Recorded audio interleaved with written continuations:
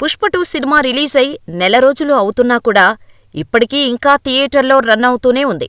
జనవరి 17 నుంచి 20 నిమిషాల కొత్త సీన్స్ యాడ్ చేసి రీలోడెడ్ వర్షన్ అంటూ రిలీజ్ చేశారు మేకర్స్. దీంతో థియేటర్లో మరోసారి రచ్చ చేస్తున్నారు ఐకాన్ స్టార్ అభిమానులు. నార్త్లో ఇంకా పుష్పరాజ్ హవా ఓ రేంజ్లో ఉంది. మొత్తంగా ఇప్పటివరకు 1850 కోట్లకు పైగా వసూలు చేసింది పుష్ప 2. ఇక ఈ సినిమా తర్వాత త్రివిక్రమ్ శ్రీనివాస్తో భారీ ప్రాజెక్టు చేయబోతున్నాడు బన్నీ.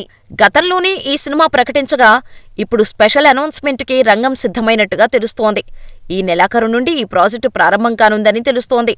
దీనికంటే ముందు అల్లు అర్జున్ నయా లుక్తో ఒక స్పెషల్ అనౌన్స్మెంట్ వీడియో రిలీజ్ చేయడానికి ప్లాన్ చేస్తున్నట్టుగా తెలుస్తోంది.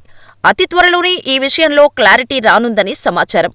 గతంలో అల్లు అర్జున్, త్రివిక్రమ్ కాంబినేషన్లో జులై, సన్ ఆఫ్ సత్యమూర్తి, అలా వైకుంఠపురంలో వంటి హిట్ చిత్రాలు ప్రేక్షకులను ఎంతగానో అలరించాయి.